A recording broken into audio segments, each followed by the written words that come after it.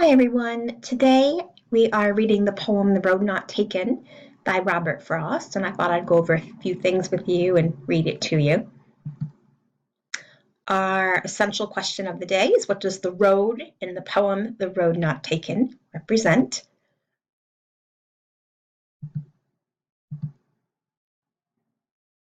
So I know we can't obviously do this on the board since we're not in real time, but just something to think about, a time when you had to make a big decision. Maybe take a moment and think about that.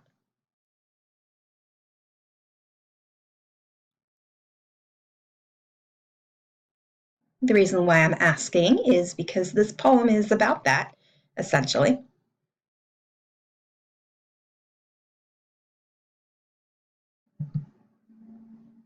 Little information about Robert Frost. He was born on March 26, 1874, died on January 29th, 1963. He was an American poet, and his work was actually published initially in England before it was published in America. What Robert Frost is known for is his realistic depiction of rural life, farm life, life out in the country, and his command of American colloquial speech. That means how people actually talked and talk. Frost was honored a lot during his lifetime. He was pretty famous and well received in his time. He actually received 4 Pulitzer Prizes for poetry, which is a lot for one person.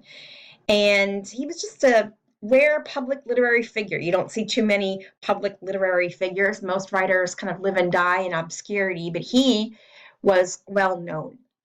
He was awarded the Congressional Gold Medal in 1960 for his poetical works. He was already in his 80s then. And a few years before he died, he was the poet that read at John F. Kennedy's inauguration. So he published this poem, The Road Not Taken, in 1916. And I think it shows Frost really at his best, as the poem's a pastoral, takes place in the country, and it combines rustic simplicity with hidden indirect clarity of style and language. So let's take a look at the poem together.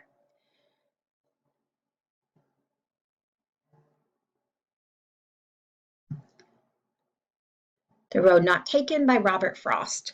2 roads diverged in a yellow wood, and sorry I could not travel both and be one traveler. Long I stood and looked down one as far as I could, to where it bent in the undergrowth, then took the other, as just as fair, and having perhaps the better claim, because it was grassy and wanted wear, though as for that the passing there had worn them really about the same.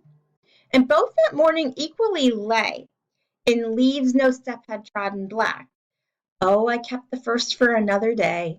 Yet, knowing how one way leads on to way, I doubted if I should ever come back. I shall be telling this with a sigh, somewhere ages and ages hence. 2 roads diverged in a wood, and I took the one less traveled by, and that has made all the difference.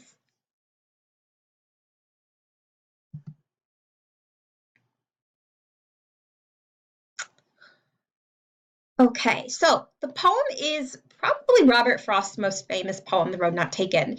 And the speaker in the poem is an individual walking alone along a road in the woods. And at the start of the poem, he comes to a place where the path splits and he has to make a choice about which route to follow.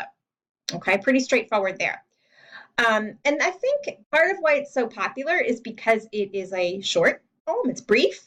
The language is plain. It's easy to understand.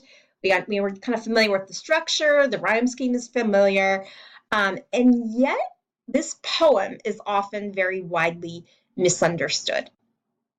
I think often readers take from the poem what they wish it said rather than what it actually says. Um, and there's a video that I'm going to share with you as a link in the course by John Green. It's a great video that talks about how this poem is misunderstood, how a lot of people completely misread what the poem is actually saying. So when you're done watching this, I want you to take a look at that video link to see what John Green has to say about this poem.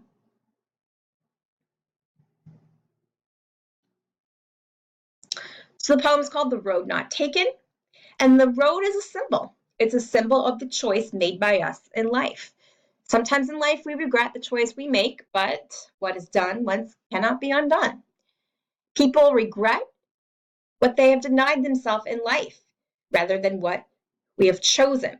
And I think that's why the poem is called The Road Not Taken, because we tend to regret that road that's not taken. We always think back to what we didn't choose.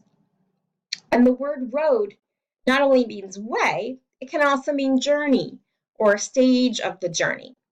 So it's not just an ordinary concrete road, it functions as a metaphor for decision making, all of the decisions and choices that we could make in our life.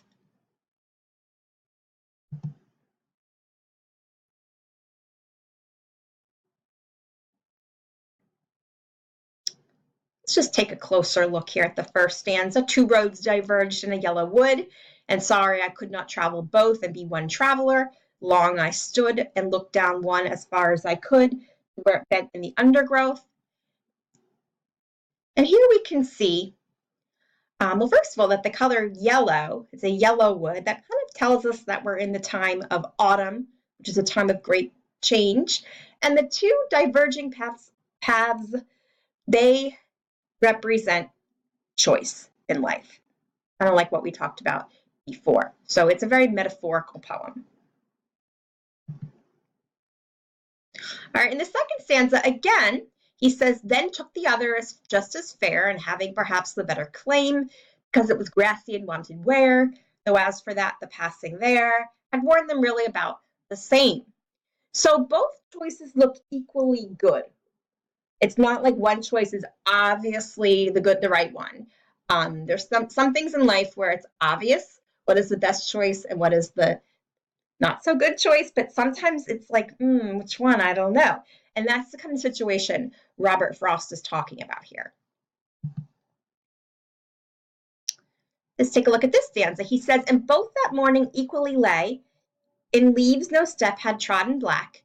Oh, I kept the first for another day, yet knowing how way leads on to way, I doubted if I should ever come back. Okay. So he says he knows that way leads on to way. I doubt if I should ever come back. So that kind of represents when you make a choice and then it kind of might lead you to another one and another one. And once you kind of go through that process, you can never go back to the beginning. So once you kind of make a choice, it's done. It's done.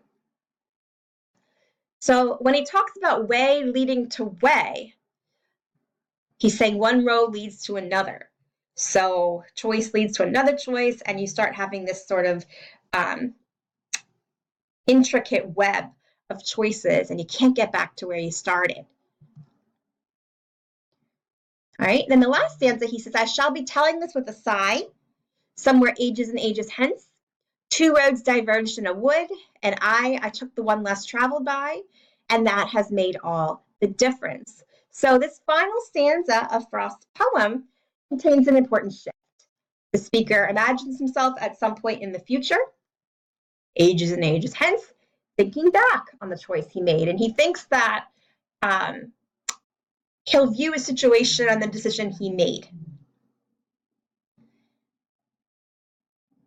And so he's hoping that he'll be happy with the decision that he made. When he says here, and that has made, when he says, and that has made all the difference, he's talking about that decision to take the other road. Okay, and I think he uses the word I here twice. He says, and I took the one less traveled by, to really show that independence and that sense of free will and choice that he made, that he did choose that one that was less traveled by.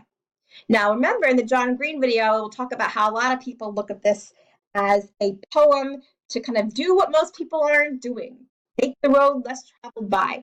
But that's actually not what Frost is saying, and you'll hear that a little bit in the John Green video that's linked in the course. He's not necessarily saying that we should always just pick the choice that's like least traveled or least picked, the nonconformist choice. That's actually a common misreading of the poem. He's simply saying that that was the one he happened to take. Okay, just so to summarize the poem, it talks about choices that one has to make in life and their consequences. Little summary. One day, while walking in a wooden area full of trees, our poet comes to a place where he has to decide which road he should take. Very concrete. He starts debating over the choices as he realizes, quite obviously, that he cannot walk on both paths. He decides to take the second path with the intention of traveling on the first some other time in the future. Okay? And that's a concrete way of looking at it, but of course, we know it's metaphorical about the choices that we make in life. All right, quick check for understanding. Obviously, you can only answer this in your own head on your own, or you can talk to yourself if you want to. But the road in the poem stands for, is it A, a long, tedious journey, B, challenges, C, choices in life, or D, forward movement? And if you in your head or out loud picked C, choices in life, that is correct. It's all about choice. All right, and that is our little mini lesson on the road by Robert Frost. And if you can next, click on the link in the course that will link you to the John Green video about the misconceptions in this poem. I think you'll find it interesting.